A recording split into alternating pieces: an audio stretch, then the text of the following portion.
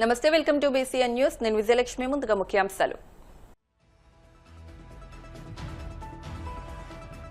Markapuram bus ప్రమాదంపై CM Chandrababu దిగ్భ్రాంతి. గాయపడిన వారికి మెరుగైన వైద్యం అందించాలని, మృతుల కుటుంబాలకు అండగా నిలవాలని అధికారులకు సూచన. నెల్లూరు కలెక్టరేట్లో జువ్వల దిన్నె ఘటనపై సమగ్ర చర్చ. రాష్ట్ర ప్రభుత్వం ఏ నిర్ణయం తీసుకున్నా మత్స్యకారుల పక్షాన ఉంటుందన్న మంత్రి కొల్లు రవీంద్ర. అద్దంకి నియోజకవర్గ పార్టీ నేతలతో వైసీపీ అధినేత జగన్మోహన్ రెడ్డి సమావేశం. జగన్ 2.0లో కార్యకర్తలకు అత్యంత ప్రాధాన్యత ఉంటుందని హామీ. వాడపల్లి వెంకన్న ఆలయంలో ప్రత్యేక పూజలు. మంగళ వాయిద్యాల నడుమ శ్రీ స్వామి అమ్మవార్లకు మేలుకొలుపు సేవ, ఐశ్వర్యలక్ష్మి హోమం.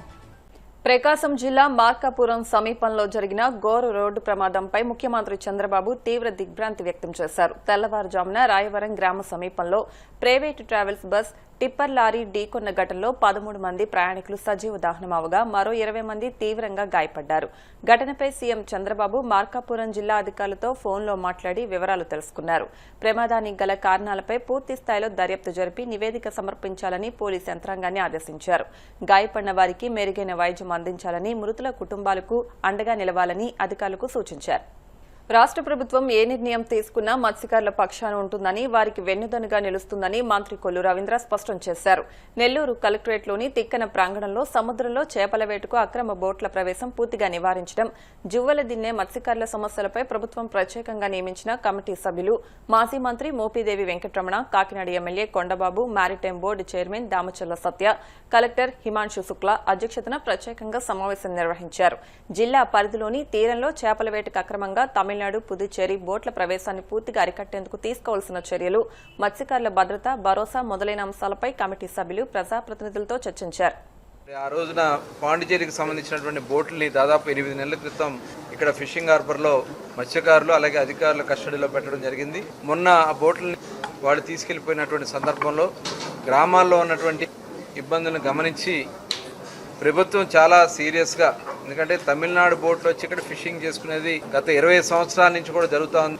దాని మీద ఉన్నటువంటి ఇబ్బందులన్నీ కూడా గమనించిన తర్వాత గౌరవ ముఖ్యమంత్రి చంద్రబాబు నాయుడు గారు, ఆంధ్రప్రదేశ్ రాష్ట్ర ప్రభుత్వం ఈరోజు ఒక టీంని ఇక్కడ పంపించడం జరిగింది. దీనికి గౌరవ మంత్రివర్యులు జిల్లా ఇన్ఛార్జ్ మినిస్టర్ గారు ఫరూక్ గారు, అలాగే ఆనం రామనారాయణ రెడ్డి గారు, అదేవిధంగా కొండబాబు గారు కాకినాడ ఎమ్మెల్యే గారు, అలాగే మోపిదేవి వెంకటరమణ గారు మాజీ మంత్రివర్యులు, అదేవిధంగా సత్య గారు మారిటైమ్ బోర్డు చైర్మన్ గారు రావడం జరిగింది. డీటెయిల్డ్గా మొత్తం ఇన్ఫర్మేషన్ అంతా కూడా శాసనసభ్యులు అందరూ కూడా వచ్చారు. పెద్దలు చంద్రమోహన్ రెడ్డి గారు కానీ, ప్రశాంత్ రెడ్డి గారు, అలాగే బేదా రవిచంద్ర గారు, సునీల్ గారు, కృష్ణారెడ్డి గారు, అలాగే సత్యశ్రీ గారు, విజయశ్రీ గారు, అలాగే చక్రవర్తి గారు, కళ్యాణ్ చక్రవర్తి గారు, జోనల్ కోఆర్డినేటర్ రామ్ గోపాల్ గారు అందరూ కూడా రావడం జరిగింది. అలాగే జిల్లా కలెక్టర్ గారు, అలాగే ఫిషరీస్ కమిషనర్ నాయక్ గారు, అలాగే ఎస్పీ గారు, డిఐజీ గారు, పెద్దలందరూ కూడా డీటెయిల్గా డిస్కస్ చేశాం. ఇవాళ ఏదైతే తమిళనాడు నుంచి బోట్లు వచ్చి స్థానికంగా ఉన్నటువంటి మత్స్యకారులకి ఇబ్బంది కలిగించే పరిస్థితులు అది చాలా కాలం నుంచి, దాని మీద అనేక సార్లు ప్రభుత్వం కూడా తమిళనాడు ప్రభుత్వంతో కూడా డిస్కస్ చేయడం జరిగింది. అయితే ఇక్కడ ఏదైతే కోస్టల్లో ఉన్నటువంటి పోలీసుకు సంబంధించి కొన్ని బోట్స్ ఉంటాయి, ఆ బోట్స్ అన్ని కొన్ని కారణాల వల్ల అవన్నీ కూడా మరి రిపేర్లో ఉండడం వల్ల దాదాపు 27 స్టేషన్స్లో 18 బోట్లు ఈ కోస్టల్ మెరైన్కి సంబంధించినటువంటి బోట్లు ఉన్నాయి. ఆ బోట్లన్నీ కూడా రిపేర్ రావడం, దానివల్ల అవన్నీ కూడా ఆగిపోవడం, మనం దీన్ని మానిటర్ చేయడానికి సరైనటువంటి టాస్క్ ఫోర్స్ లేదు.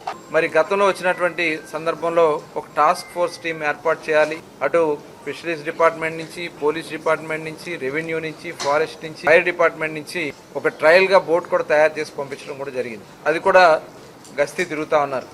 అలాగే మరొక 2 బోట్లు కూడా తయారు చేసి, ఎందుకంటే బాగానే కంట్రోల్ అవుతుంది, దాంట్లో డ్రోన్స్ పెట్టారు, అత్యాధునిక టెక్నాలజీతో అక్కడ బైనాక్లర్స్తో చూస్తూ ఉన్నారు, ఐడెంటిఫై చేస్తూ ఉన్నారు. మిగతా 2 బోట్లు కూడా పెట్టి, ఎందుకంటే ఏప్రిల్ 15th వరకు ఫిషింగ్ జరుగుతుంది, తర్వాత బ్యాన్ పీరియడ్ కాబట్టి 15th లోపు ప్రజెంట్ ఉన్నటువంటి సిచ్యువేషన్లో ఆ తమిళనాడు బోటు రాకుండా ఆపడానికి కావాల్సినటువంటి కార్యక్రమాలు, చర్యలు తీసుకోవడం జరుగుతుంది. భవిష్యత్తులో ఈ బోట్లన్నింటినీ కూడా, ఈ 18 బోట్లు రిపేర్ చేయటమా లేకపోతే కొత్త బోట్లు తీసుకోవడం అనేది ముఖ్యమంత్రి గారితో మేము ఒక నివేదిక తయారు చేసి వారి దృష్టిలో పెట్టడం జరుగుతుంది. అక్కడ ఉన్నటువంటి పరిస్థితుల్లో రేపు మళ్ళీ జూన్ 15 నుంచి బోట్లు మళ్ళీ ఫిషింగ్ వెళ్తాయి కాబట్టి అప్పటికి పూర్తి స్థాయిలో ఈ బోట్లన్నీ కూడా రెడీ చేయడానికి చర్యలు తీసుకోవడం జరుగుతుంది. అట్లాగే మరి ఇప్పుడు కొన్ని స్థానిక ఫిషింగ్ హార్బర్ ఇష్యూస్ ఉన్నాయి.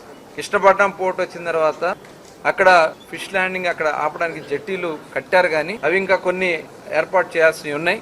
మారిటైమ్ బోర్డు నుంచి కూడా చైర్మన్ గారు కూడా వాళ్ళ సీఈఓతో మాట్లాడారు. అలాగే కొన్ని రాష్ట్రంలో ఇంకా ఫిషింగ్ హార్బర్లో నిర్మాణంలో జరిగి ఉన్నాయి, కొంత పెండింగ్ ఉన్నాయి. అవన్నీ కూడా కంప్లీట్ చేయడానికి ఒక నివేదిక తయారు చేసి కూడా తవ్వకానికి కావాల్సినటువంటి చర్యలు తీసుకోవడం. అట్లాగే గవర్నమెంట్ ఆఫ్ ఇండియా నుంచి కానీ ఇప్పుడు ప్రధానమంత్రి మత్స్య సమృద్ధి యోజన కింద కొన్ని స్కీమ్స్ ఉన్నాయి, కానీ సబ్సిడీస్ విషయంలో కొన్ని ఇబ్బందులు ఉన్నాయి. అలాగే బ్యాంకర్స్ నుంచి కొన్ని ఇబ్బందులు ఉన్నాయి. ఇవన్నీ కూడా ఇన్సూరెన్స్ నుంచి కంపెనీల నుంచి కొన్ని ఇబ్బందులు ఉన్నాయి. ఇవన్నీ కూడా గమనించిన తర్వాత ఆ 50 బోట్లు శాంక్షన్ అయితే కేవలం ఇప్పుడు 8 బోట్లు మాత్రమే మన రాష్ట్రంలో. ప్రకాశం జిల్లా అద్దంకి నియోజకవర్గ పార్టీ నేతలతో వైసీపీ అధినేత జగన్ కీలక సమావేశం నిర్వహించారు. ఈ సందర్భంగా కూటమి ప్రభుత్వంపై, ముఖ్యంగా సీఎం చంద్రబాబుపై ఆయన నిప్పులు చెరిగారు. పాలనలో అంతా తనదే అన్నట్టుగా చంద్రబాబు వ్యవహరిస్తున్నారని, ప్రతి చిన్న విషయంలో క్రెడిట్ చోరీ చేస్తున్నారని మండిపడ్డారు. ఆర్సెల్ఆర్ మిట్టల్ స్టీల్ ప్లాంట్ వైసీపీ హయాంలోనే రాష్ట్రానికి వచ్చిందని, కానీ ఇప్పుడు తన వల్లే వచ్చినట్టుగా చంద్రబాబు బిల్డప్ ఇస్తున్నారని జగన్ ఎద్దేవా చేశారు. గూగుల్ విషయంలోనూ ఇదే జరిగిందని, మాటలు కోటలు దాటుతున్నా చేతల్లో ఏమీ లేదని విమర్శించారు. జగన్ 2.0లో కార్యకర్తలకు అత్యంత ప్రాధాన్యత ఉంటుందని హామీ ఇచ్చారు. అప్పుడు చంద్రబాబు నాయుడు అన్న మాటలు ఏమిటి, ఎన్నికలు అయిపోయిన తర్వాత చంద్రబాబు నాయుడు గారు చేస్తూ ఉన్న పాలన ఏమిటి అని చెప్పి ఏ చిన్న పిల్లాడిని అడిగినా కూడా ఈరోజు రాష్ట్రంలో చెప్పగలుగుతున్నాడు. ఎన్నికలప్పుడు ఆయన చెప్పిన మాటలు చూస్తే జగన్ ఇచ్చేటివి అన్నీ చేస్తాను కాక సూపర్ 6 సూపర్ 7లు అని చెప్పాడు. ఎన్నికలు అయిపోయాయి, చంద్రబాబు నాయుడు గారి మేనిఫెస్టో చెత్తబుట్టలోకి వెళ్ళిపోయింది. కరెక్ట్గా ఇవే మాటలు ఎన్నికలప్పుడు మొత్తుకొని చెప్పిన ప్రతి మీటింగ్లో. చంద్రబాబు నాయుడు గారిని నమ్మడము అని అంటే పులి నోట్లో తలకాయ పెట్టడమే స్వామి అని చెప్పి. కానీ జగన్ చేస్తా ఉన్న స్కీములు లేవు, ఈయన ఇస్తానన్న సూపర్ 6 లేదు, సూపర్ 7లు లేవు. మరి డబ్బంతా ఏమవుతా ఉంది, ఎవరి జోబులు లేకపోతా ఉంది? ఇది నిజంగా ప్రతి ఇంట్లో కూడా చర్చనీయాంశంగా మారింది. జగన్ ఎలా చేయగలిగినాడు, చంద్రబాబు నాయుడు అనే వ్యక్తి ఎందుకు చేయలేకపోతా ఉన్నాడు అని. కారణం చాలా సింపుల్. చంద్రబాబు నాయుడు గారి హయాంలో జరుగుతూ ఉన్నది ఏమిటి అని అంటే దోచుకోవడము, పంచుకోవడము, తినుకోవడము. డిపిటి, దోచుకోవడము, పంచుకోవడము, తినుకోవడం, ఇది జరుగుతూ ఉంది. అదే జగన్ హయాంలో ఏం జరుగుతూ ఉన్నది, బట్టలు నొక్కడం, నేరుగా నా అక్క చెల్లెమ్మల కుటుంబాల ఖాతాలోకి నేరుగా వెళ్ళిపోతూ ఉండేది. తేడా అంతకన్నా ఇంకేం లేదు. రాష్ట్రానికి సంబంధించి రావాల్సిన రాబడులు, రాష్ట్రానికి సంబంధించి రావాల్సిన ఆదాయాలు ఈరోజు రాష్ట్రానికి రావడంలా. రాష్ట్ర ఖజానాకి డబ్బులు రాకుండా చంద్రబాబు నాయుడు గారి జోబుల్లోకి, ఆయన ఎమ్మెల్యే వాళ్ళ జోబుల్లోకి, వాళ్ళ బినామీల జోబుల్లోకి, వాళ్ళ మనుషుల జోబుల్లోకి ఖజానాకు రావాల్సిన డబ్బులు పక్కదోవ పడతా ఉన్నాయి. ఇంకా మీ అందరికీ కూడా ఇంకొక శుభవార్త ఏమిటి అని అంటే రాష్ట్రంలో సీట్లు కూడా పెరుగుతున్నాయి. 175 కాస్త 263 స్థానాలకు ఏకంగా 50% పెంచి 263 స్థానాలకు పోతున్నాం. పార్లమెంటు స్థానాలు కూడా 25 నుంచి ఏకంగా 38 స్థానాలకు పార్లమెంటు స్థానాలు కూడా పెరుగుతూ ఉన్నాయి. ఎస్సీ ఎస్టీ రిజర్వ్డ్ సీట్లు కూడా 50% పెరుగుతున్నాయి. మహిళలకు 33% పూర్తిగా ఒక చట్టం ప్రకారం ఒక హక్కుగా ఈరోజు మహిళలకు 88 అసెంబ్లీలో 88 సీట్లు, పార్లమెంట్లో 13 సీట్లు ఈరోజు మహిళలకే ఈరోజు అందుబాటులోకి వచ్చే కార్యక్రమం జరుగుతూ ఉంది. కాబట్టి ఈసారి సీట్లు ఇంతగా పెరుగుతూ ఉన్న నేపథ్యంలో కార్యకర్తల్లో నుంచి ఇంకా లీడర్షిప్ ఇంకా పెరుగుతుంది. ఇది మాత్రం అందరికీ చెప్తా ఉన్నా. కార్యకర్తల్లో ఎవరైతే పటిమ చూపించగలుగుతారో, ఎవరైతే అడుగులు వేయడానికి సిద్ధపడతారో, ఎవరైతే నాయకత్వ పటిమను గట్టిగా చూపించగలుగుతారో అందరికీ కూడా జగన్ న్యాయం చేస్తారని చెప్పి సందర్భంగా చెప్తాను. ఈసారి జగన్ 2.0లో మాత్రం ప్రతి కార్యకర్తకు చెప్తా ఉన్నాను. బహుశా మనం అధికారంలోకి ఉన్నప్పుడు కోవిడ్ ఉన్నది, మనం అధికారంలో ఉన్నప్పుడు 2 సంవత్సరాలు కోవిడ్ లాంటి విపత్కర పరిస్థితులు ఎప్పుడు ఎదుర్కొని పరిస్థితుల మధ్య బహుశా కార్యకర్తలకు అనుకున్నంత పేరుకు బహుశా నేను న్యాయం చేయలేకపోయి ఉండొచ్చు. పాలన మీద ఎక్కువ ధ్యాస పెట్టాల్సి వచ్చింది, బట్టల మీద ఎక్కువ ధ్యాస పెట్టాల్సి వచ్చింది. కాబట్టి బహుశా అంత ఎక్కువగా చేయలేకపోయి ఉండొచ్చు. కానీ జగన్ 2.0లో మీ అందరికీ కూడా భరోసా ఇస్తా ఉన్నా, జగన్ 2.0లో ప్రజలకు మంచి చేయడమే కాకుండా కార్యకర్తలకు మంచి జరుగుతుంది అని ఖచ్చితంగా చెప్తా ఉన్నా. కోనసీమ తిరుమలగా వర్ధిల్లుతున్న వాడపల్లి శ్రీ వెంకటేశ్వర స్వామి ఆలయంలో గురువారం ప్రత్యేక పూజలు వైభవంగా నిర్వహించారు. మంగళ వాయిద్యాల నడుమ శ్రీ స్వామి అమ్మవార్లకు మేలుకొలుపు సేవను నిర్వహించిన అనంతరం ఐశ్వర్యలక్ష్మి హోమాన్ని జరిపించారు.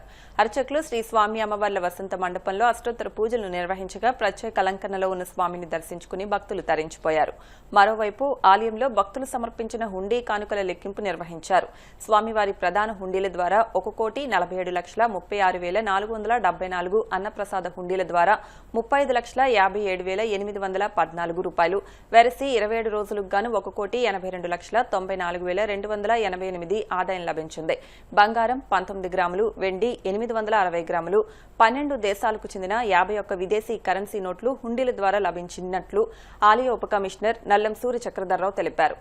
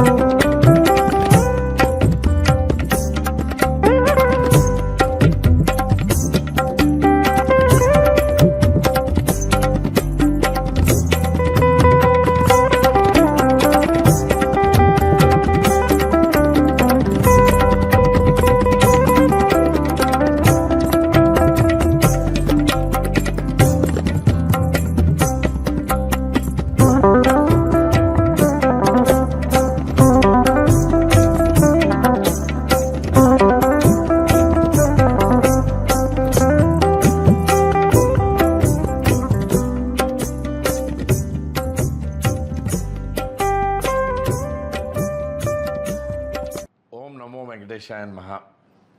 ఆత్రేయపురం మండలం వాడపల్లి గ్రామంలో వేంచేస్తున్న స్వయంభూ వెంకటేశ్వర స్వామి వారి దేవాలయంలో మార్చ్ ఎండింగ్ అకౌంట్ క్లోజింగ్ సందర్భంగా మరి 27 రోజులకే ఈ రోజున హుండీలు తెరవడం జరిగింది. స్వామివారి మెయిన్ హుండీ ద్వారా 1,47,36,474 రూపాయలు, అన్నప్రసాదం హుండీల ద్వారా 35,57,814, వెరసి మొత్తం 1,82,94,288 రూపాయలుగా రావడం జరిగింది. బంగారం 19 గ్రాములు, వెండి 860 గ్రాములు రావడం జరిగింది. మరియు 12 దేశాల 51 విదేశీ కరెన్సీ నోట్లు కూడా రావడం జరిగింది. ఇందులో పర్యవేక్షకులుగా assistant commissioner endowments department V Satyanarayana గారు, అలాగే సూపరింటెండెంట్ సతీష్ గారు, రాజమండ్రి తనిఖీదారు STPT Srinivasu, PVSS Kameswararao group 2 EO, B Kiran Kumar EO group 3, అచ్యుస్వాములు, వేద పండితులు, గ్రామస్తులు, ట్రస్ట్ బోర్డు మెంబర్లు, పత్రికా ప్రతినిధులు, పోలీసు వారు మరియు బ్యాంక్ సిబ్బంది మరియు సేవకుల యొక్క సహాయంతో ఈ యొక్క కార్యక్రమం పూర్తి చేయడం జరిగింది. ఓం నమో వెంకటేశాయ నమః. ఇప్పుడు కాసేపు ప్రకటనలు.